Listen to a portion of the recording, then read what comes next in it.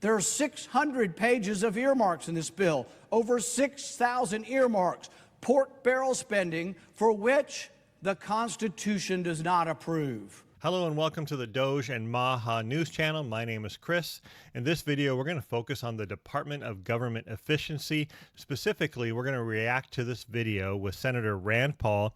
Here he is talking about the top 10 worst earmarks in the government budget. You know what? Earmarks and special interests, it just makes me crazy. This video will probably make you crazy as well. It's super frustrating, but it's information that we all need. We need to understand how our government is wasting our money. So this is really important information. If you like following the DOGE story, make sure you like and subscribe to this channel. That way you'll get to see all the latest updates on DOGE, because I'm making videos regarding DOGE pretty much every single day. It's a story that I love following. I'm really interested to see what happens. So let's go ahead and see what Senator Rand Paul has to say about earmarks. Here we go. Pork barrel spending elicits images of politicos, fists full of cash to be passed out to the special interests. Pork barrel spending sounds bad and smells worse. Pork barrel spending is the original sin of Congress that big government types can't rid themselves of, can't rinse themselves clean of. Pork barrel spending is the grease that eases billions and trillions of deficit dollars to follow. What did our founders have to say about pork barrel spending, about earmarks? Well, the Constitution is quite clear.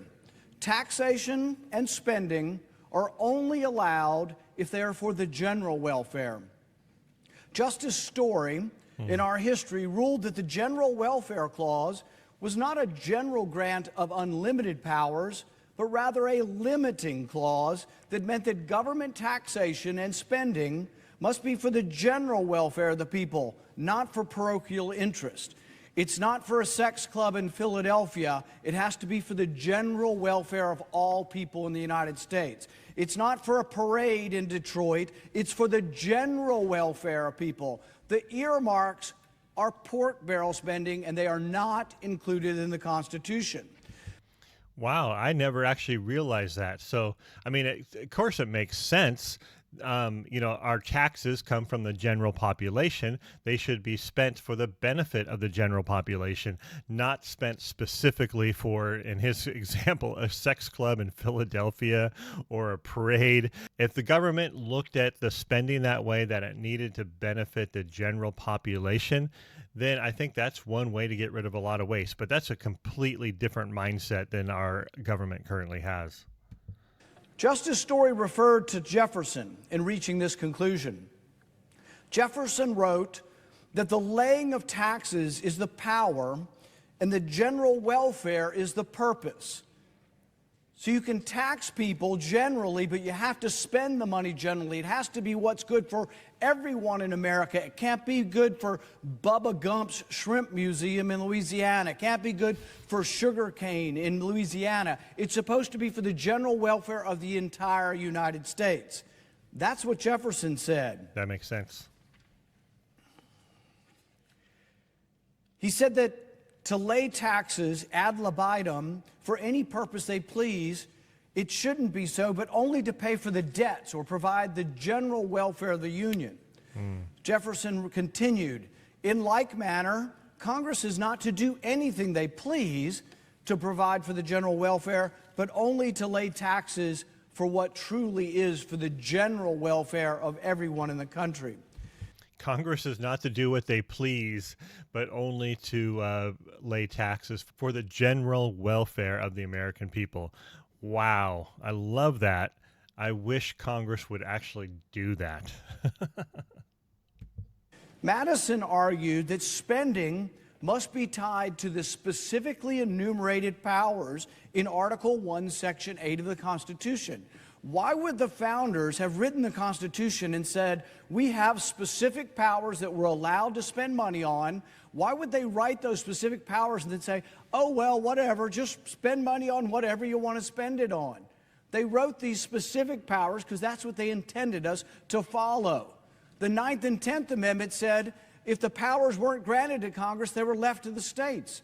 A lot of these earmarks could be funded by the states, but states have to balance their budget. Why do the earmarks bump from the state to the federal government? Because there's a printing press up here, and it's going full stop 24 hours a day, printing, printing, printing, and putting the next generation into debt. That's a great point.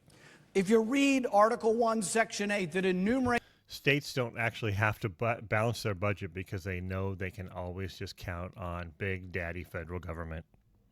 the powers for spending in the Constitution, you will find no references to funding organizations that host sex parties.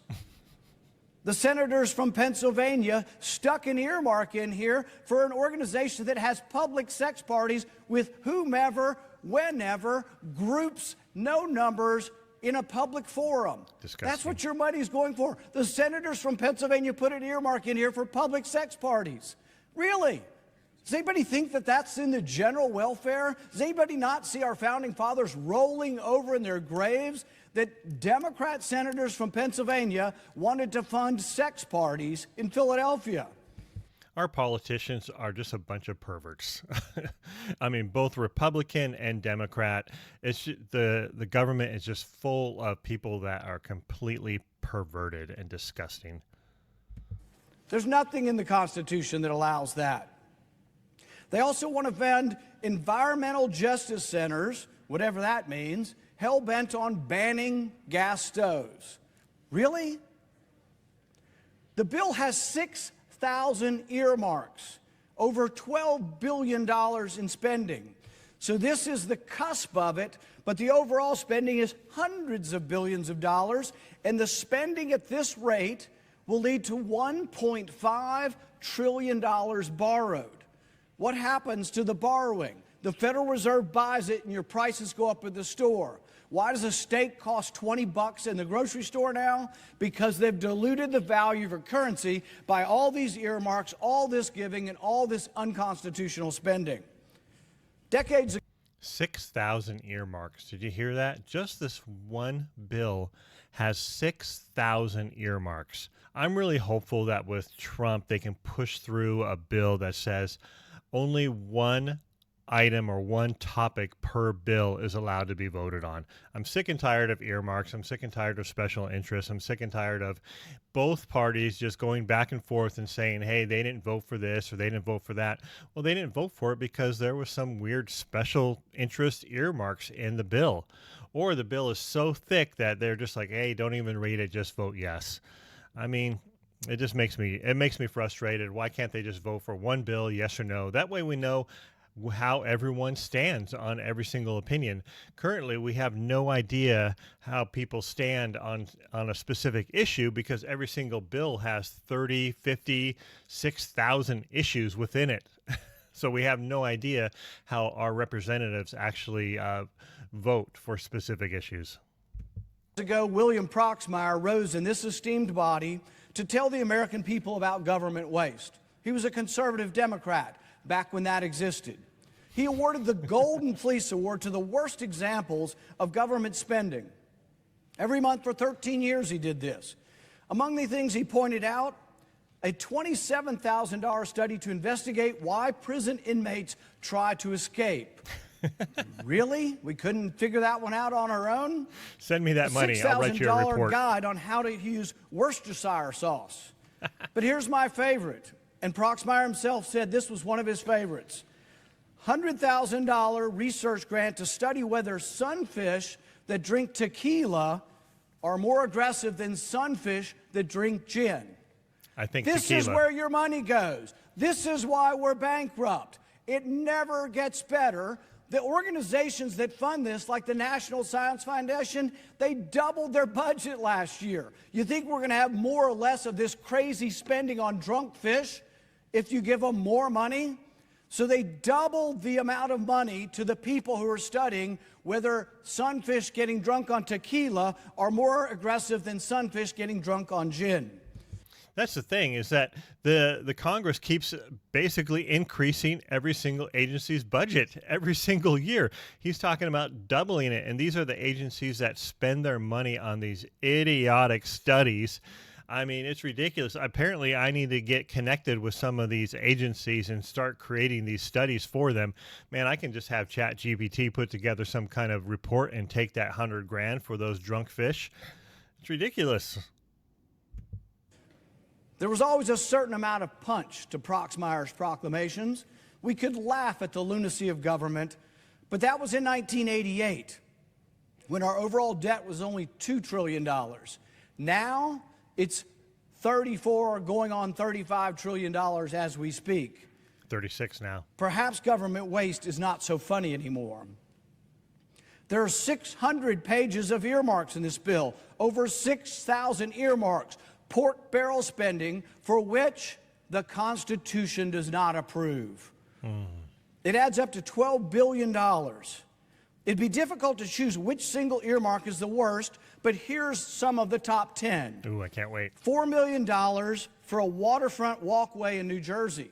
You heard that right. $4 million for a walkway, for a fancy new boardwalk to help New Jersey's shoreline compete with Staten Island's.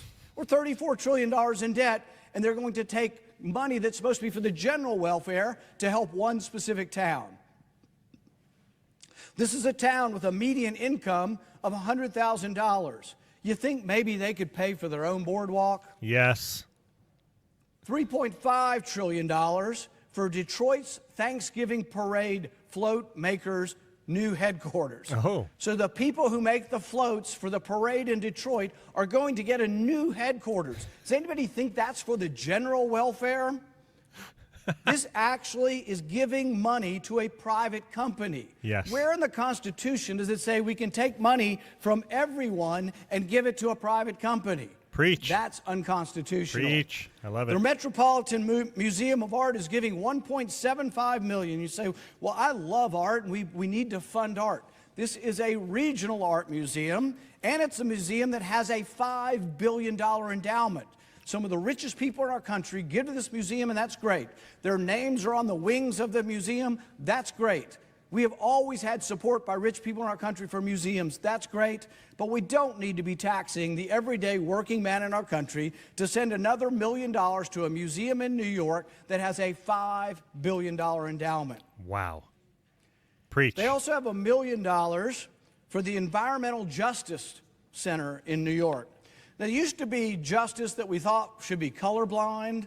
Now we have justice that is meted out based on the shade of your ideology. So if you're a crazy climate alarmist and you think the world's going to end and the polar bears are drowning from too much water, note to self, polar bears swim in the water. They live in the water. The polar bears are not drowning because of global warming. So we have the Environmental Justice Center, which is full of a bunch of crazy people who are only on one side of the issue. They believe that we should ban everything, cars, gas stoves. Your money's being sent to fund this politically charged nonsense that has nothing to do with justice. Ugh. Uh-oh. Get that sign. $500,000 for gardens in San Francisco. Now, I understand the smell is bad in San Francisco from the human feces, from the waste, from the trash, from the litter, from the drug addicts that strew all of their needles across the place. Oh, it's a bad deal in San Francisco. But you know what? They need to clean their city up. They don't need to be asking for taxpayers in Kentucky and around the country to plant flowers for them to obscure the smell of their problem because they've let their city go to rot and ruin. I love it.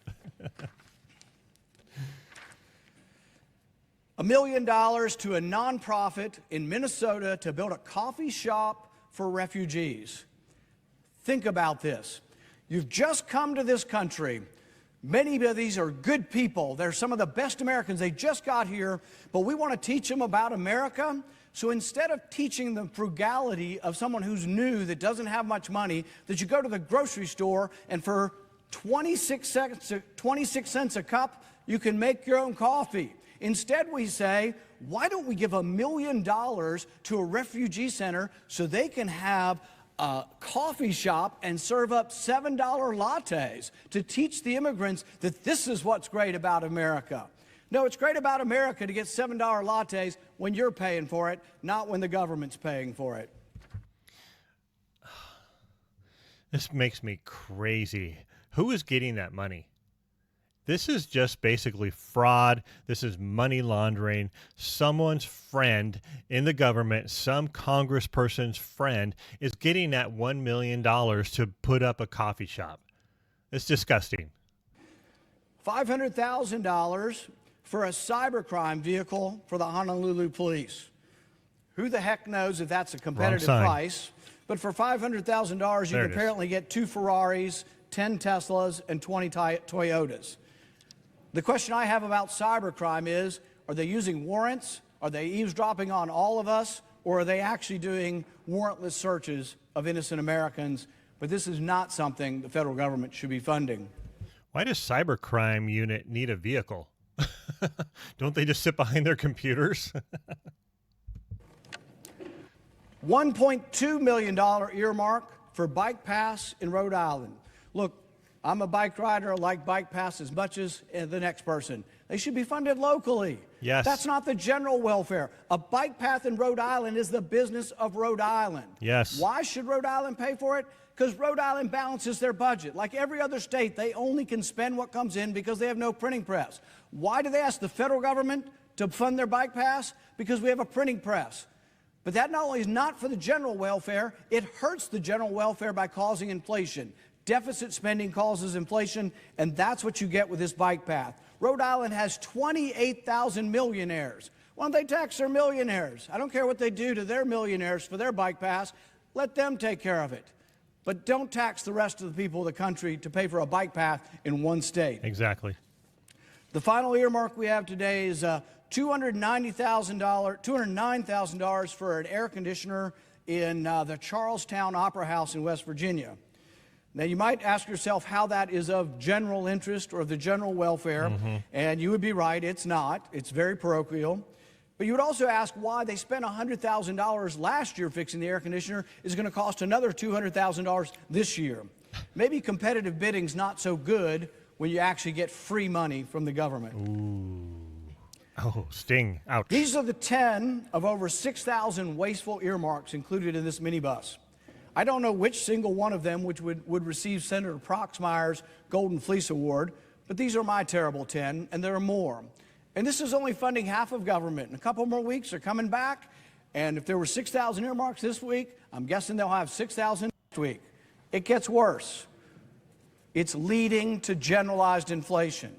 So not only are they ignoring the general welfare clause, which means that spending and taxation is supposed to help everyone equally, has to be for a general cause, such as the national defense that we don't have for Maine or Rhode Island or Kentucky.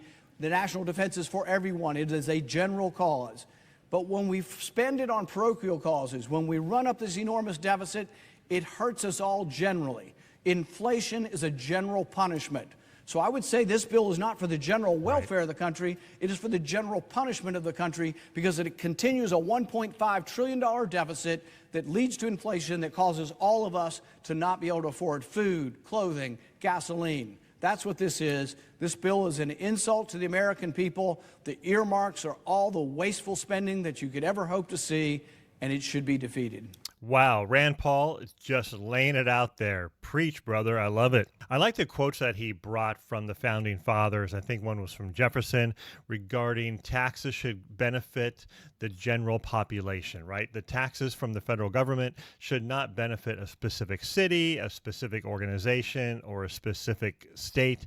They should benefit the general population. In fact, that should actually be a litmus test. If this earmark does not benefit the general population, it should not be in the bill.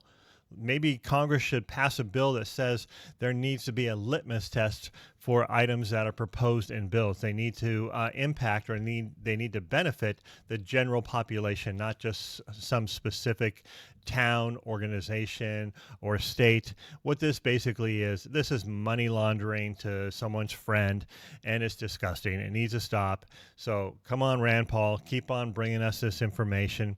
This video is from roughly 9 months ago. I think it was March of 2024. If you do want to see the full video, I brought you the full video, but if you want to see it without interruptions, you can go ahead and check out the link below. And if you're interested in following more of this DOGE content, content. I bring you Doge content pretty much every single day. Make sure you like this video, subscribe to this channel, hit the notification bell so you're notified every time I send out a new video. Also, if you're interested in more Doge videos, I do have a Doge playlist right here. You can go ahead and click on this button right here. Also, if you want to subscribe, you can also click on this button right there. Thanks a lot for watching, and I'll catch you on the next one.